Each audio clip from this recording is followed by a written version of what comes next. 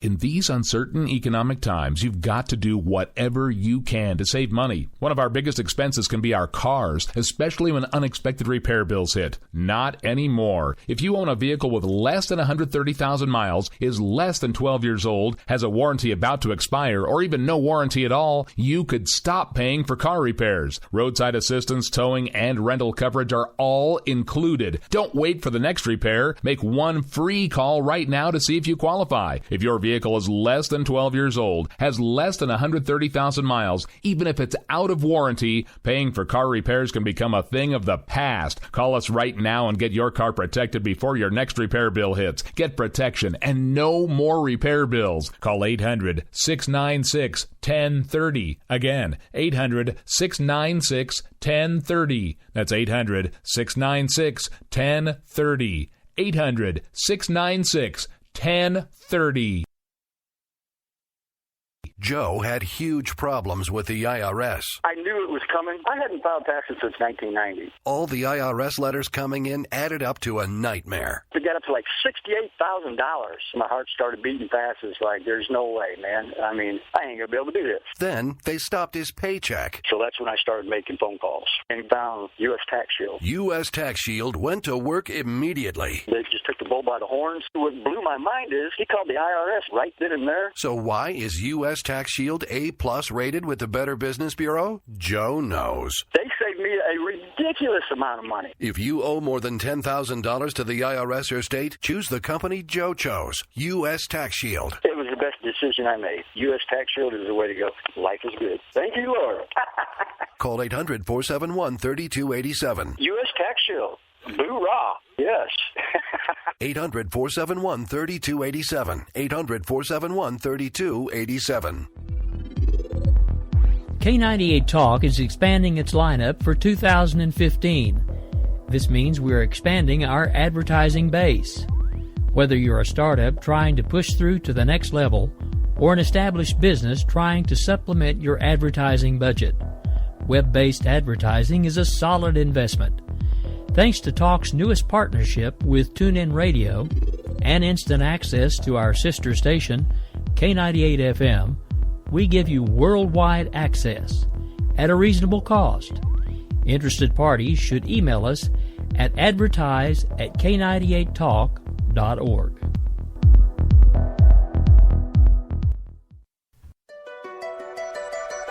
The leader in talk radio on the Internet, right here on K98 Talk and the Spark Radio Network. Welcome to Opinion Nation. And we stand today on the edge of a new frontier. There is nothing wrong with America that cannot be cured by what is right with America. What makes us Americans is our shared commitment to an ideal, that all of us are created equal. I, too, am America. Now here's your host, Bryce Robbins.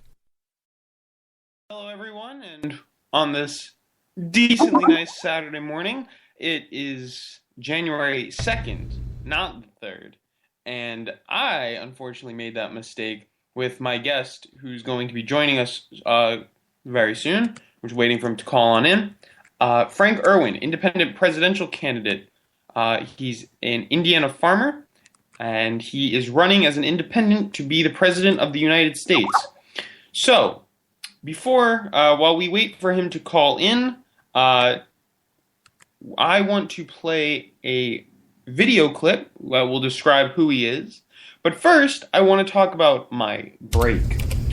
So, I went to the Dominican Republic, actually, and I was lucky enough to be able to go there for my break. And actually, I'm getting a call from my guest right now. So, I guess I will pick this up. Hello? Hey, we're just on the air right now. What's up? To call that other number, is that correct? Yeah, just call, here. Yeah, you gotta. I've done this before. It's like you got this through Google. It's like a Google account. The other number is that it's. I know a guy he broadcasts out of Ohio, and he does the same thing. He has a Google online thing, so you can broadcast the thing on Google. People can watch this interview. Can you send me your number? Can you send me your number? And I have his number, Bryce. Give me a second, and I'll call him. Okay, 1 second. We're about to call you.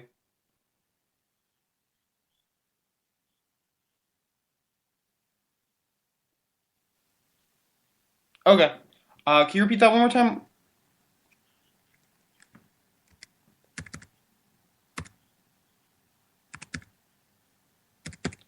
All right. We will call you in 1 second. All right. Bryce, Bryce.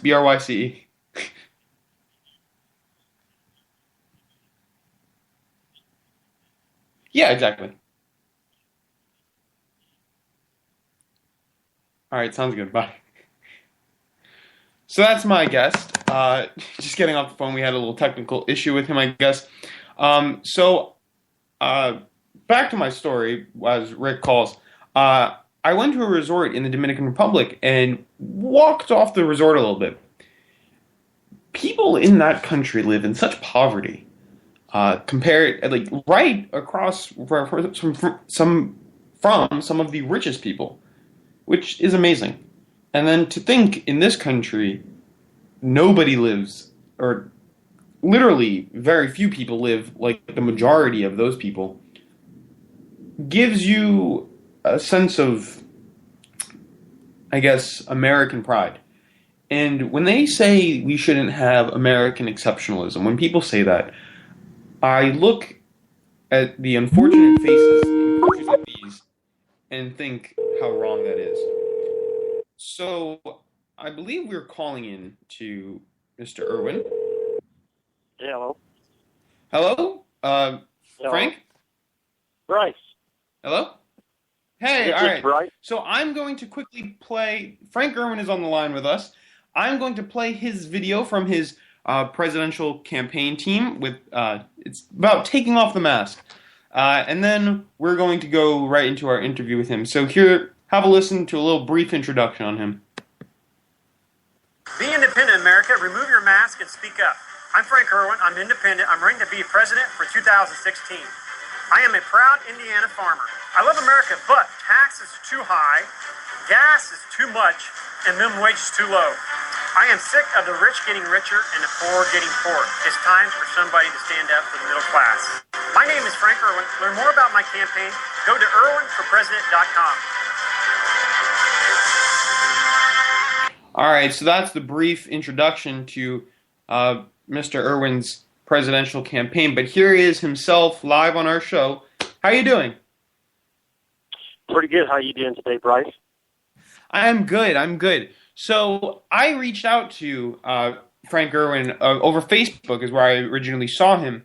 And on my Facebook account, I go by my middle name. So that's why over the phone you might have heard him ask what my first name was. But here, I'm glad you're on our show as our guest. So I want to get into the hard topics quickly. Have you seen the new Star Wars? Have I seen the Star Wars movie? Yes, I have seen that. Actually, I have seen it with my two teenage girls. I have late teenage girls, and we did go see that the other day. Yes, sir. And what were your thoughts on it? Well, I'm a big Star Wars fan. I'm 45 years old, and Star Wars came out when I was about 9 years old. And when I was watching the movie, it actually, I seen a relationship there between my campaign and the movie a little bit, because I'm coming in as a mask, wearing a black mask in my campaign. And as right now, it's actually changed. It's the masked wizard, coming with more of a wizard look, kind of like the Star Wars look. I created this idea about 5 months ago, before Star Wars even came out. I thought I need to get people's attention a little bit, kind of like Michael Jackson with the white glove, Tim McGraw with the black hat. And everything you do in nature, if you do advertising marketing, you need some secondary relationship to get people to pay attention. Since I've never been in politics and I'm doing this for the first time, running for president, I thought, I need something that people can relate to me and get me up there and get me noticed first. So I did see the advice. I did see Star Wars relate to kind of my campaign a little bit, kind of a yin-yang, kind of like a weird situation, but that's nature for you. So now I just had to get that out of the way quickly to, just find out your points of view. We were talking about it on our last show.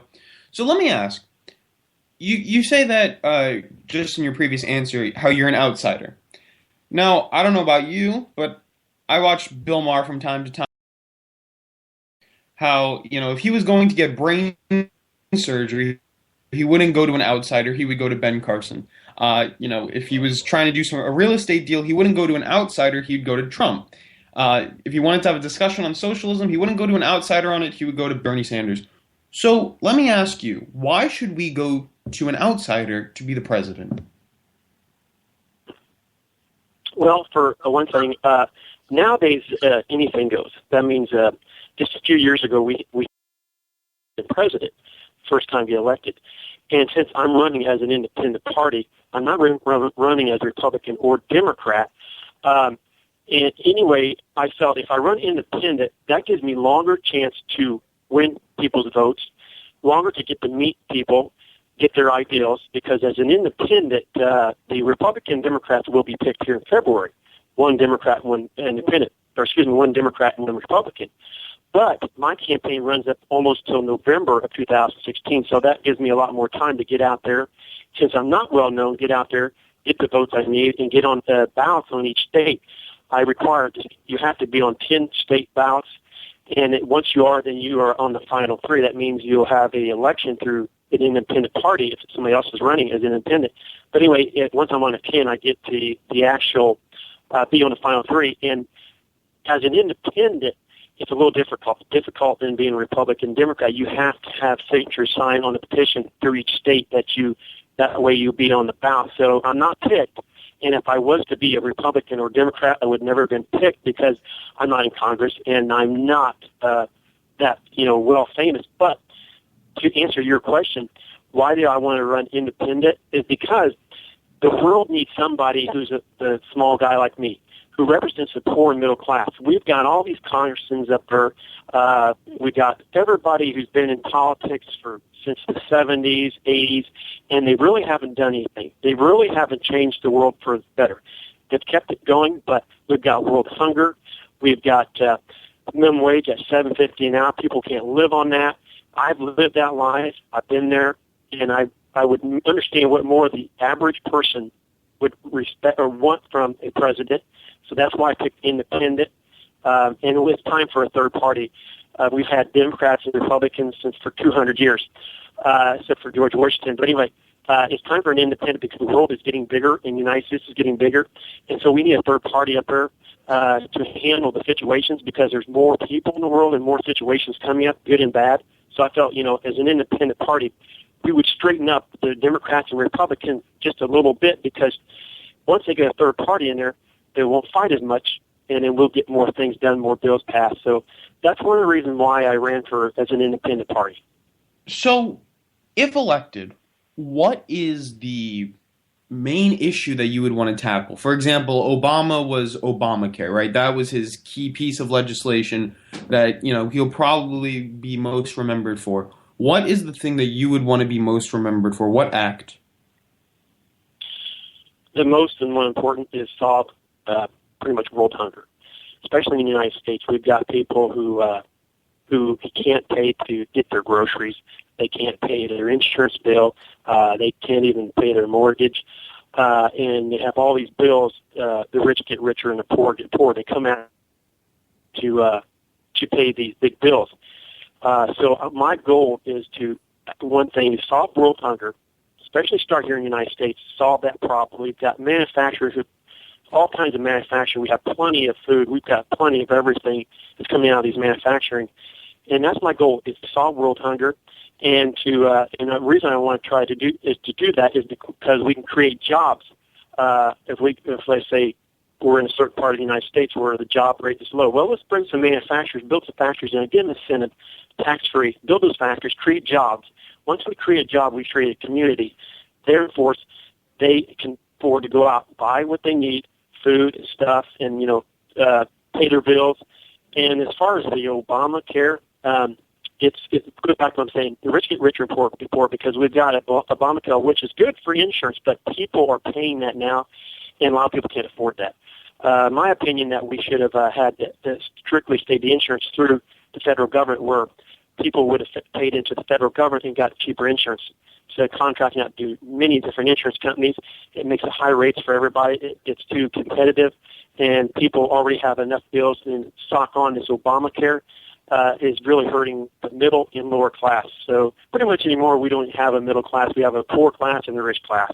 But yeah, that's my main goal, is to solve world hunger and to take care of just problems that come up. But yeah, world hunger would be one of my first goals to solve.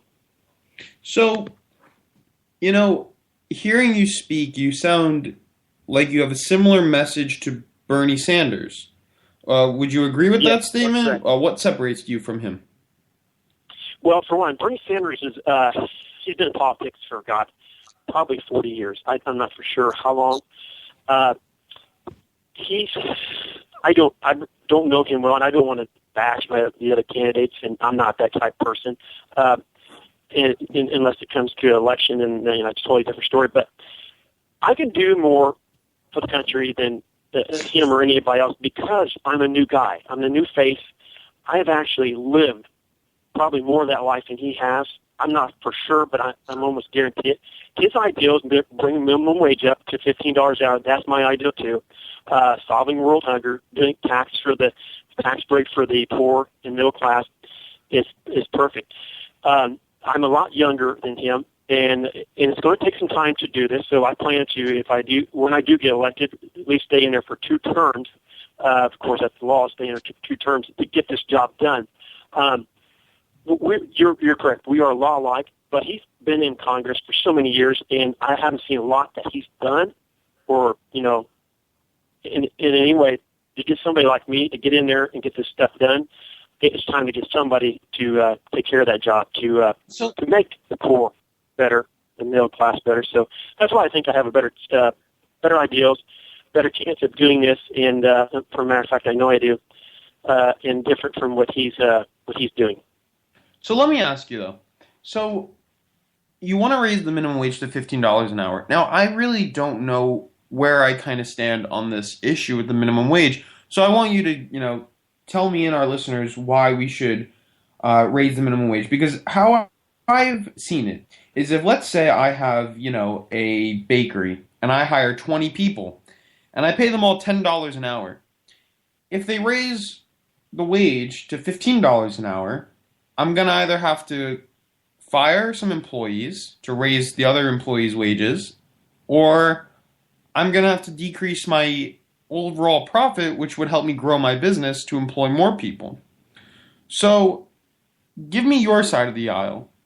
Give me your perspective. The argument as to why the minimum wage should be $15 an hour. That's a good point. That's a very good point you bring up. Here's what I propose. I love treating small businesses, but from my opinion, we have too many small businesses that's being created, and a lot of them go bankrupt or they just don't last. The reason is, when you create, here's my ideal, here's my proposal to get notice out there. When you create a small business, I want you, if I should shout create a small business, I want that person or me who creates that small business to have enough money to hire employees for $15 an hour, and when that business grows, then I can hire me a second employee, pay him $15, and also insurance.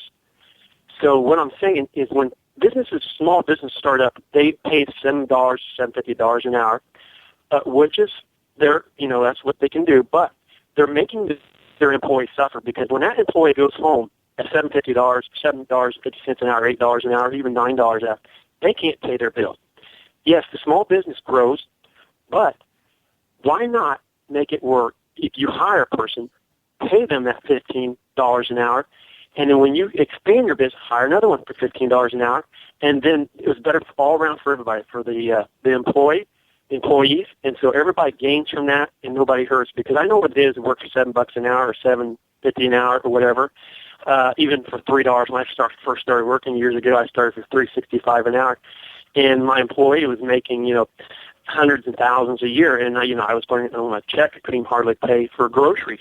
This is back in the middle '80s. But anyway, so I've learned and I've created my own business. I actually have a small business, so I pay my employees at $15 an hour, and also insurance, and I do pretty well at that.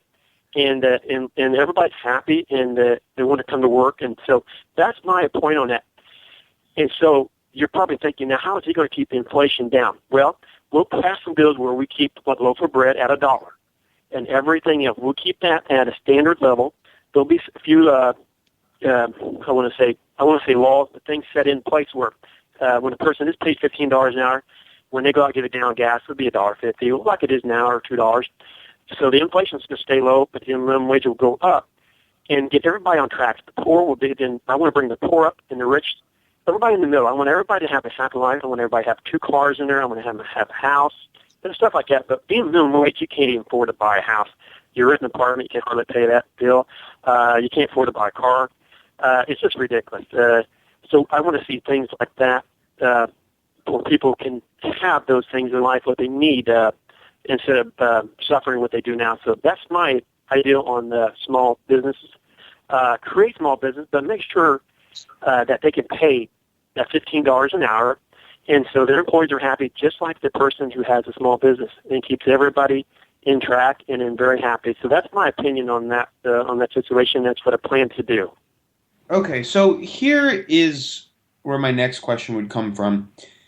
You want everyone to have a 2-car garage and be fully fed, and, I love this idea, right? It sounds like a utopia, it sounds perfect.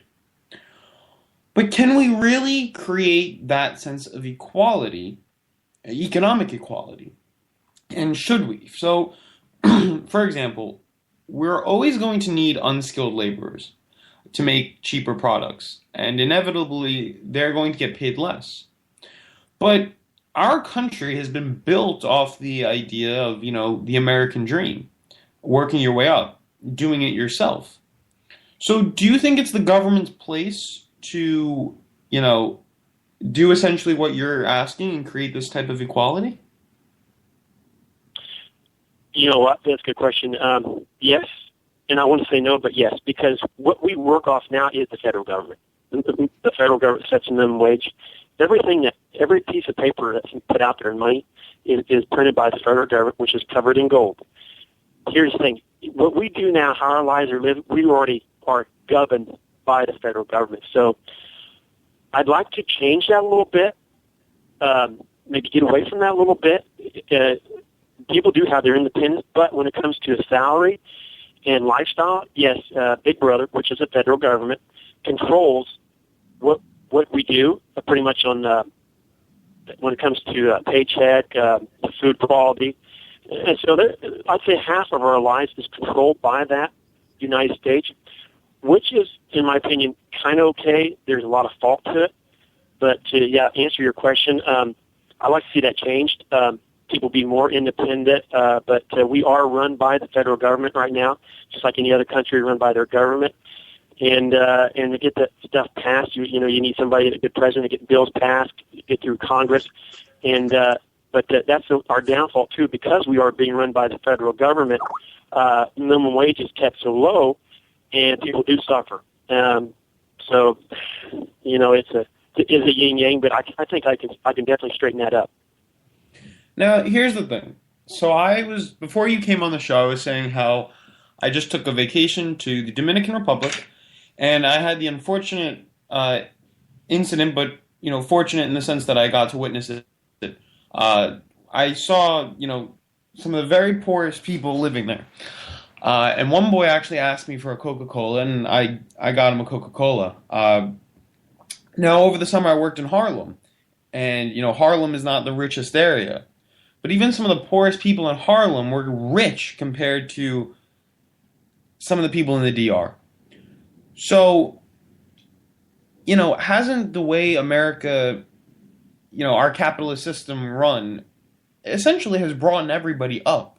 We still have a poor, yes, and that definitely income inequality needs to be tackled.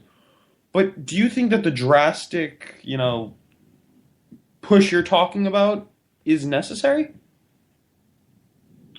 Yes, especially when you're, let's go back to the minimum wage, when you're making $8 an hour. We got a lot of people work for super retail companies, and they're making $8 an hour. And they have to have their husband or their wives work a second job, which is American way now. Most couples work, and then a lot of put their children in daycare. I think it's ridiculous because we have super retails and a lot of business that pay minimum wage. The people are suffering. The United States, people here are suffering. Even semi-drivers, fast food employees, people who work at, like I said, retail. They're suffering, and the rich is getting rich. And I can see your point. Why do we want to change things? If it's working, we're still the super. United States is still the super country in the world. Why would we want to change that? I just want to make us better. There's nothing wrong with making us better. And for those countries you're speaking about, other countries that suffer, if the United States, since it's the big brother, I think we can come in with other countries. I can get talking with them, and we can create jobs over there. We can create manufacturing jobs over there to take care. Let's take for Africa, South Africa, to have the most starvation down there. If we can create jobs down there, like some factories down there, just like they did in Japan.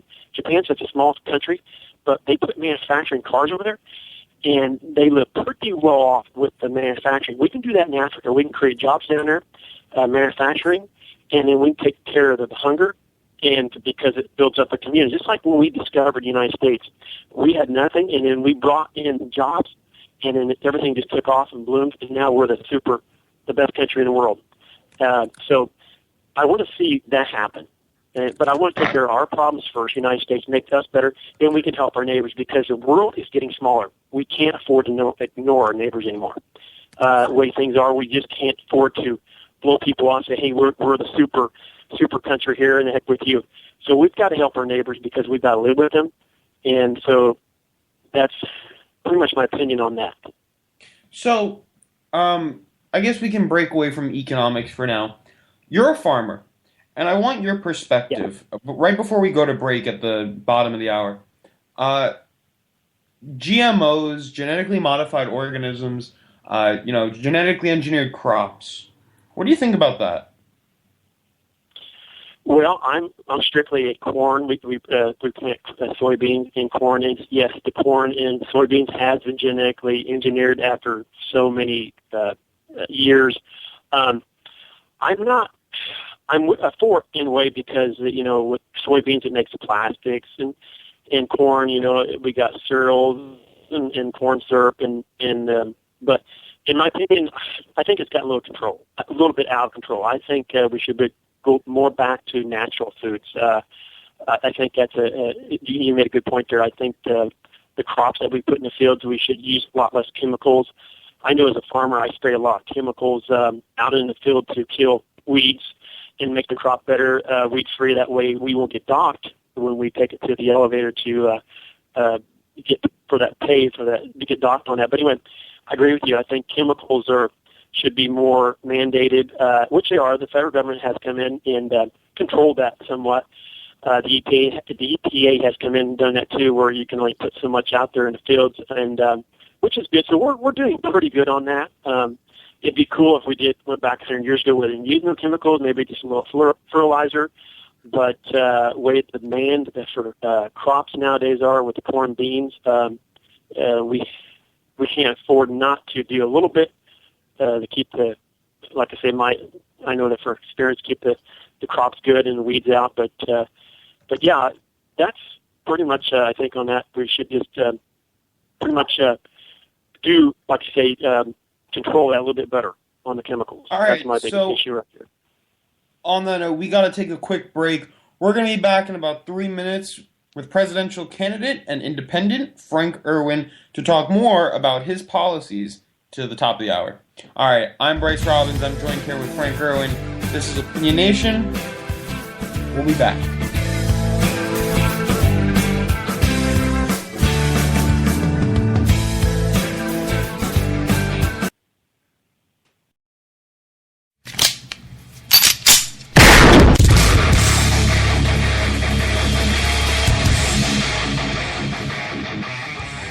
This is Slickery Trigger for Rebel Road Tactical.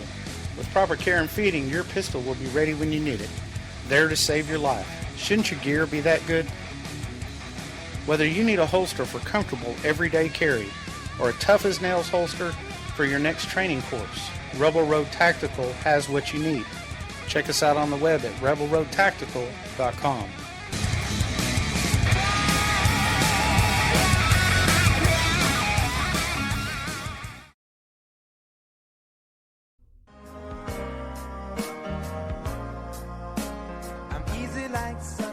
Wondering why you're up early with us on a Sunday morning making a cocktail? News lately got you drinking? Hung over from the mainstream media by Sunday? We are, and we got you covered. We sure do. We got your hangover cure for those weekly news blues. So sit back, top off your mimosa, and add some Baileys to that coffee. Take a match to your copy of the New York Times. Light, funny, and oh yeah, news with booze. And a lot of laughter. Welcome to Bloody Marys and Broadsheets.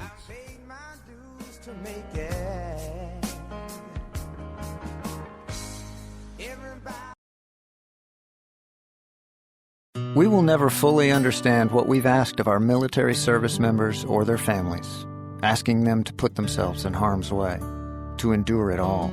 But we do understand that it's our turn, our duty, to keep them secure for the rest of their lives. Wounded Warrior Project long-term support programs help our most severely ill or injured veterans live independently, at no cost, for life, so that they might stand at ease. Join us at findwwp.org.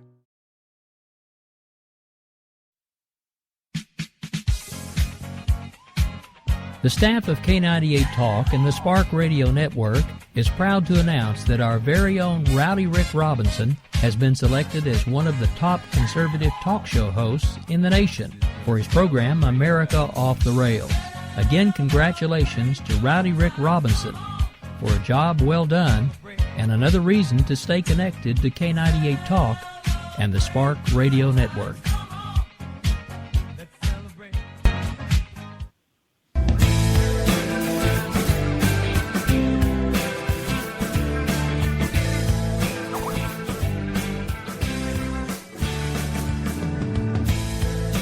All right, welcome back. I'm Bryce Robbins, joined today by independent presidential candidate Frank Irwin. So, now let's get on to a topic that I've done with previous presidential candidates who have been on the show. So I will name topics, and then I want you to, within 30 seconds, give us a general opinion, policy proposal, or really just your thoughts on the issue that I will name. So, you ready? Yes, sir, Bryce. Go ahead. All right. Gun control. I'm sorry. Can you repeat that, Bryce? I'm sorry.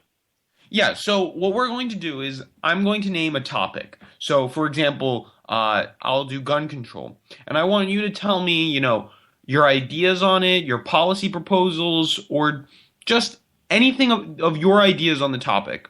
And then we'll move on. And we're going to try to do each one within 30 seconds. This way we can get people to kind of know who you are broadly so that they can, build up an interest for you. We've done this with previous presidential candidates, and it's worked pretty well. So what's your views on gun control?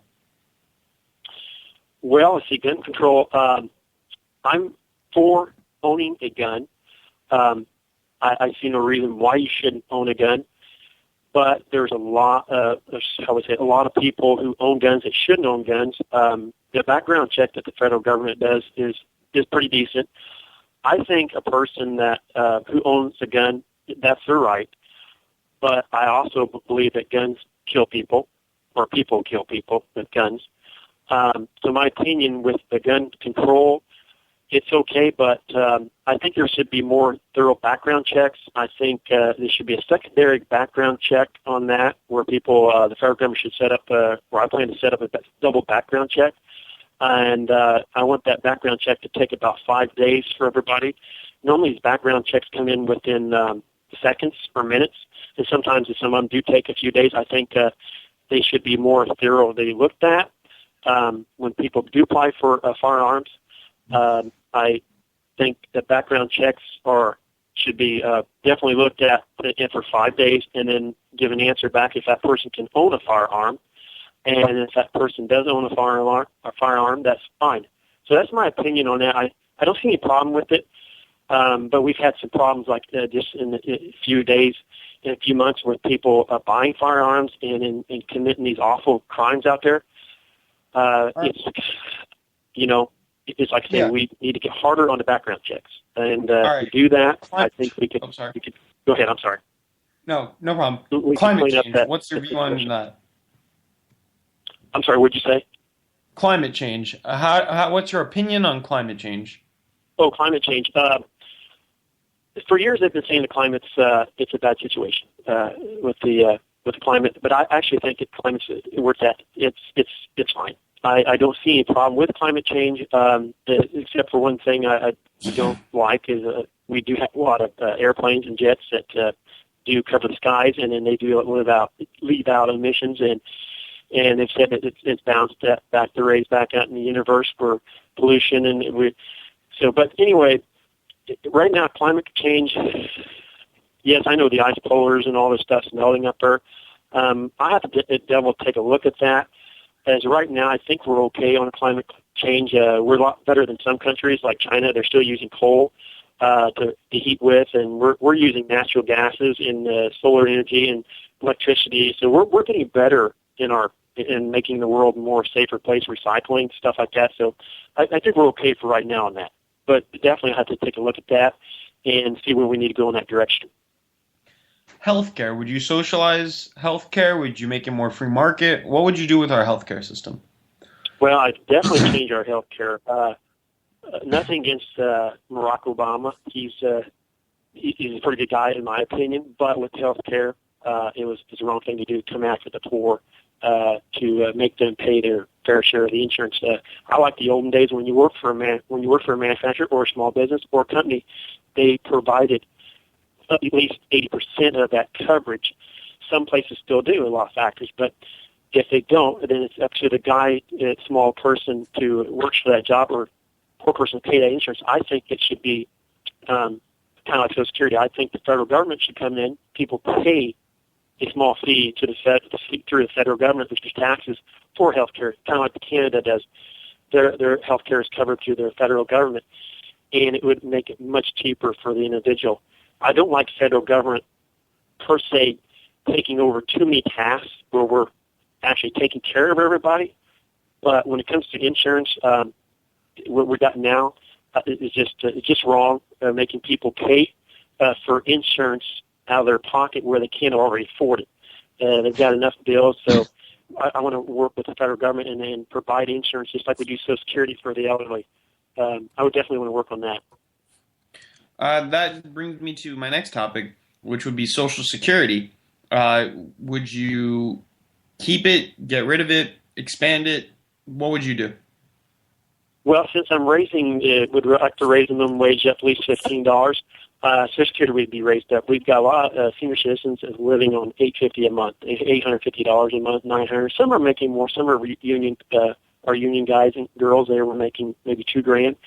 And we've got a lot of veterans out there that's on Social Security, and they can't afford to pay their bills either.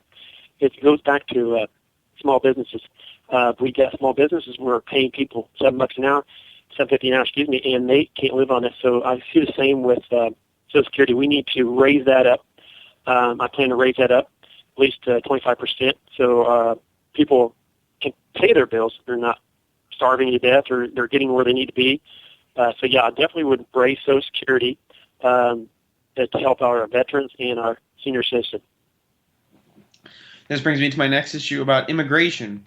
Donald Trump has been the most outspoken candidate on immigration, wanting to build a wall, deport a lot of people, and halt a lot of people from coming into the country.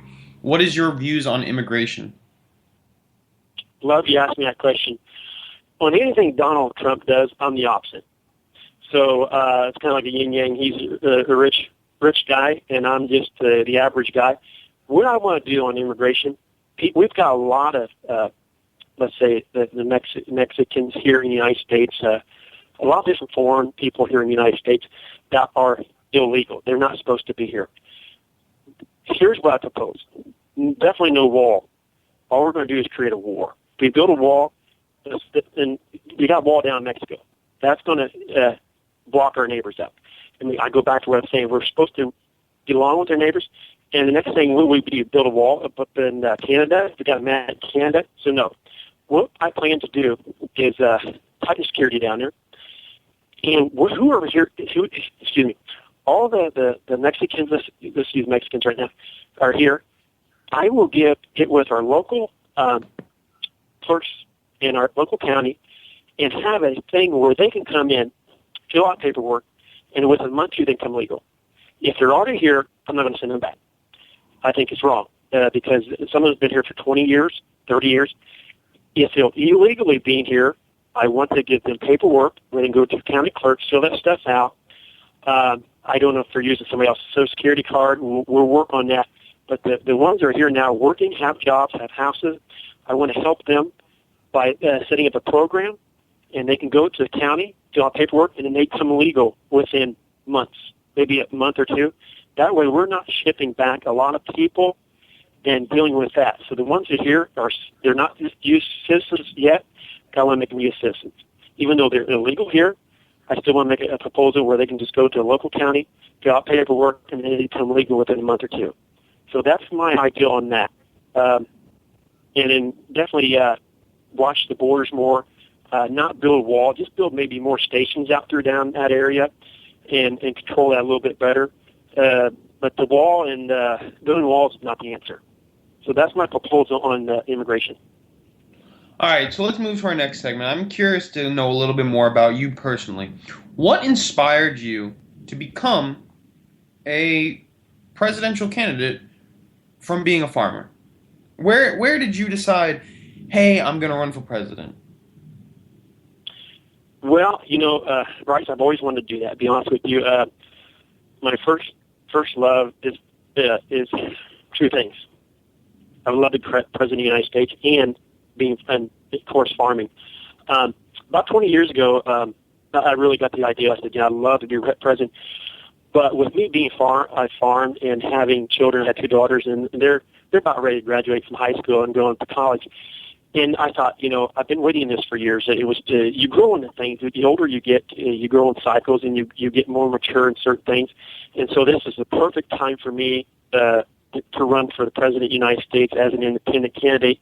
I started this about 5 months ago. I said, this is perfect. I wanted to do it back when Obama ran, but it was just too early for me. But it's always been a dream of mine, and to be a leadership person and help anybody I can. As if I do become president, I need to help the world, the United States, solve their problems. So that's one reason why I wanted to become president of the United States, is just to I have that ambition, and the thing just says, I got to get out there and do this. So it just kind of clicked. I said, you know what, I've got to get out there and do this. And the competition that is out there now, they're no different from me. People think that you cut billions of dollars or you've been in Congress. No, that's not the answer. Even though I don't have billions of dollars and I've been in Congress, I'm just as better ideals as what they have. And so I've known that for quite some time. So they make those people out there running for president right now, Republican, Democrat, they are no better than me, and I'm no better than them, except for my ideals, because I've lived that life and had those experiences that the average middle class and poor class person has. So that's one of my ideals right here. My big goal is to become president because of that. So, I like what you got to say here, and I definitely think you're doing well. In respect to, outreach, how are you doing? Like, is your campaign going well? Are you growing? Are you think you're going to make it onto these ballots that you need? Do you think you have the means to make it to the Oval Office? Here's in politics, this is pretty much how this works. As an independent candidate, definitely got to get on 10 state ballots. I've got on 4 already. I've got 6 more to go to get on those ballots. And when you get on the ballots per state, I'm starting in the West because it's a little bit easier, because each state you're required 2% signatures to get on that state. So you have to go around to everybody's houses and business and get that signature. Once you're on those states, on the 10, then you're legally registered as a third candidate with as it comes to November the 16th, 2016 voting time, I will be on the ballot there. That means Frank Earl is going to be on that ballot once I hit that 10. But once I hit the 10, I'm become so famous, people say, hey, look, this guy's really doing this. And then hopefully my campaign will grow bigger and bigger. Right now, I've been out through ABC. I've been broadcast out through about 50 states through ABC. They really done well for me, ABC. With my commercials, I've got several commercials out there. I ran in Philadelphia, New York, D.C., Chicago, Florida, just all over. And also with Comcast now. They're a cable company. They're well known out through the United States. So I've got my commercials with them. So it is growing. I'm not as a big candidate as the big boys are, but I'm getting there. I will be coming in, and I will be showing up. And once people see this, and they say, wait, this guy's, let's definitely take a look at this guy. He's coming in there. So as far as my campaign, it is growing. Would I like to do it better? Yeah, a little bit better, because this thing's going to be ended in 2016. So, yes, I'd definitely like to get this thing better out there, which I'm working on. And anyway, and if anybody wants to help me out, they can go on my website, www.irwinforpresident.com. Just click on my website. Definitely, the more support I can get, the better off I become President of the United States. Thank you so much, Frank Irwin, independent presidential candidate. It's been a pleasure having you on. You got any last words? Well, just want to say we do need a change up for the United States. We've got a lot of candidates running for president, and they've been around for some time. A lot of them ran before, and they're just the same. We need somebody who's fresh ideals, who's small potatoes, and who can grow the country and make it to a much better country than it is now. Our United States is an awesome country, but there's a lot, small problems and big problems, and I come in and fix those problems. And so I think it's time to look at the opposite of what people want. I mean, what people are looking at right now on television, when they're looking at television, we've got a lot of rich people who's been in Congress. It's time to do the opposite of that, to bring the country more back to what it was 100, 200 years ago. And so I think that's my opinion on that, to make the country better, and that's what I plan to do. Sounds good. Thank you so much for joining us today, and Happy New Year, and we'll keep in touch, all right? Yeah, thank you, sir, and you have a Happy New Year's, and thank you for having the interview. I appreciate it. All right, have a good one. All right, so that was Frank Irwin, presidential candidate for the Independent Party. He's running on what seems to be a pretty good note. He said a couple things I disagree with, a couple things I agree with. But hey, we've interviewed a lot of presidential candidates. Lloyd Kelso is one I'm actually in touch with now. And his presidential campaign is actually going pretty well. He's up to 51,000 likes on Facebook. He's going strong. You can check him out. Lloyd Kelso for president. He's a verified page actually now on Facebook. And I feel I started talking to him before he got verified and got all these likes. And I talked to Frank Irwin, so maybe he will come on up. But who knows? Anyways, it's always interesting to see how campaigns go. And I gotta be honest, though, I don't know. With Frank Irwin, I don't necessarily agree with some of his economic policies, but the guy's got spirit. And he's got, a good head on his shoulders and good intentions. And I think that that's the difference between him and some of the other candidates, is that you could see he genuinely wants to do good. And that's admirable, and that is something that I like. And I definitely hope to see more presidential candidates. So, speaking of that, I want to talk about some of the other presidential candidates.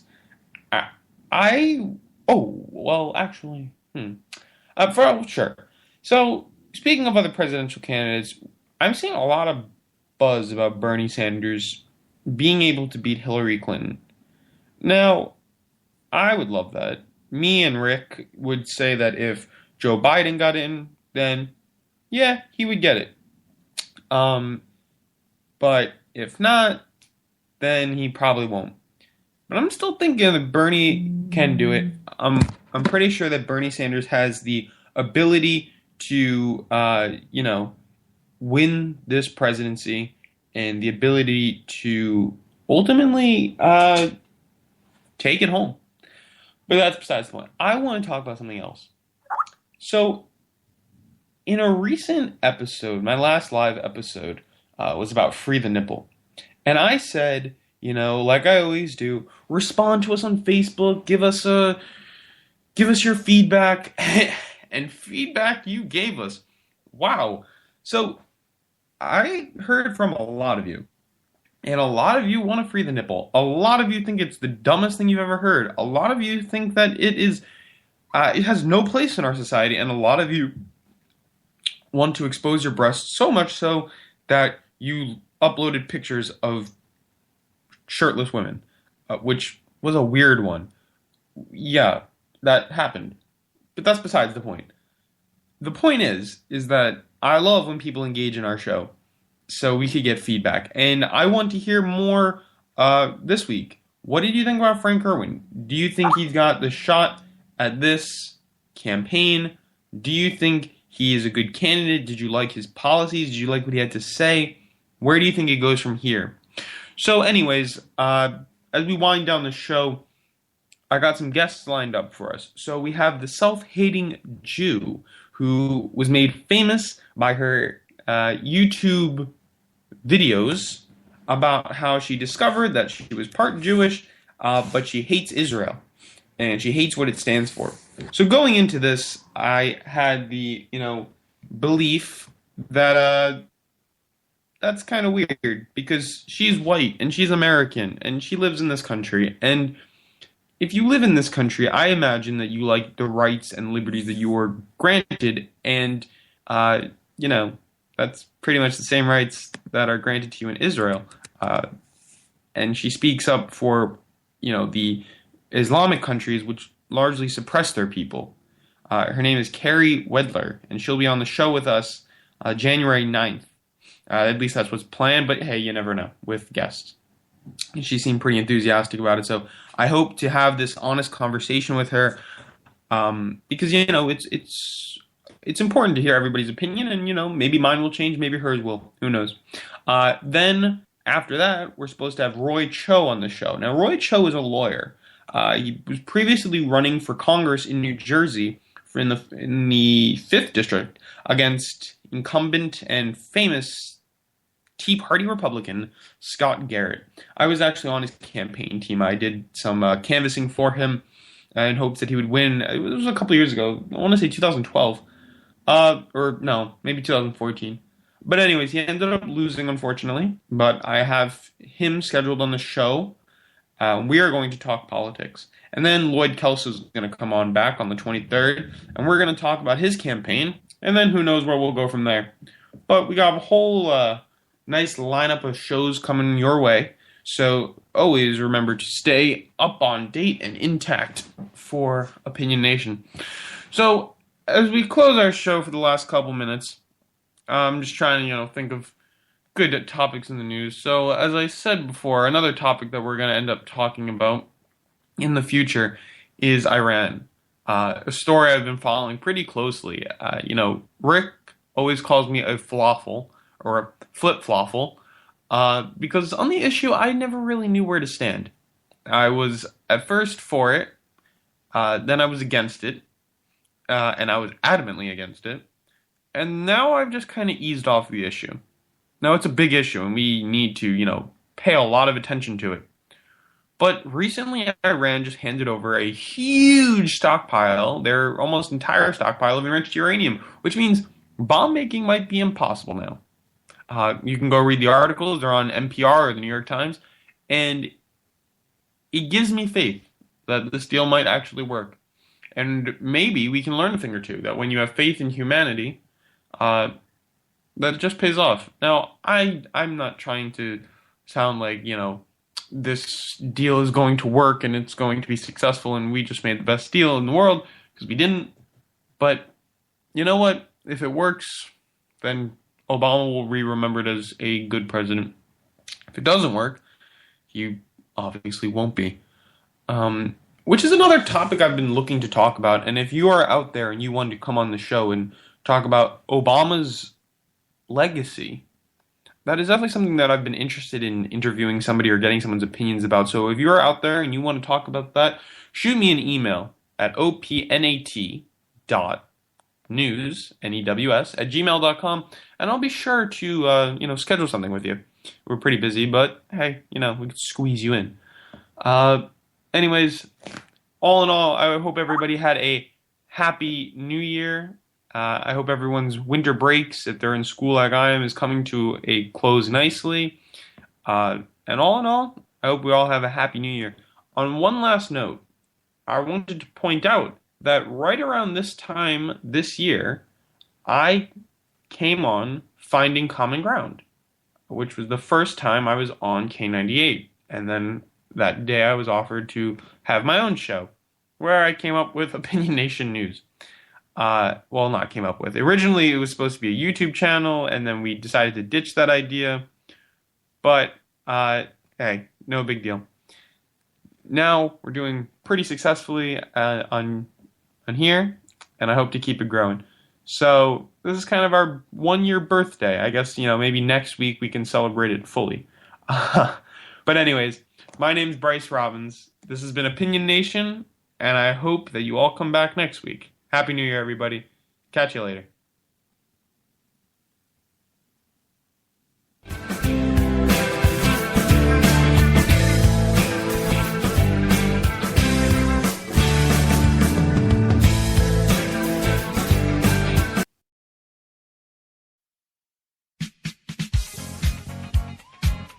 The staff of K98 Talk and the Spark Radio Network is proud to announce that our very own Rowdy Rick Robinson has been selected as one of the top conservative talk show hosts in the nation for his program America Off the Rails. Again, congratulations to Rowdy Rick Robinson for a job well done and another reason to stay connected to K98 Talk and the Spark Radio Network.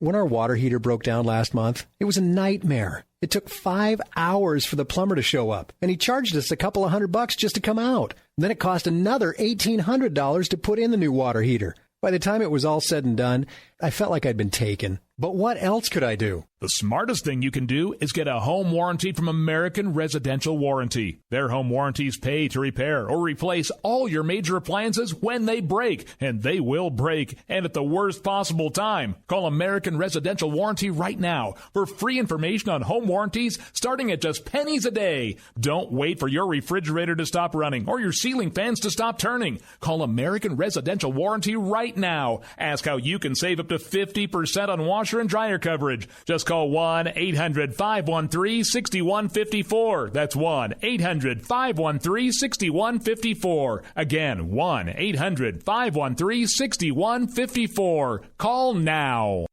Tired of paying outrageous prices for Viagra? Well, we have great news for you. Now you can finally get Viagra at huge discounts. Healthy Man allows you to save up to $500 on Viagra. Why pay U.S. pharmacy prices of $15 per pill or more when you can get Viagra for less than $3 a pill? Call today and get 40 Viagra pills for only $99. This can cost as much as $600 at your local pharmacy. You can't afford not to call us. If you want Viagra at the lowest prices, never pay $15 a pill pharmacy prices again. Get Viagra for less than $3 a pill. Call 1-800-516-7602 today and save up to $500 and get 40 pills for just $99. Healthy Man is fast, easy, and affordable. Operators are waiting at 1-800-516-7602 to take your call right now. Call 1-800-516-7602. That's 1-800-516-7602. Again, 1-800-516-7602.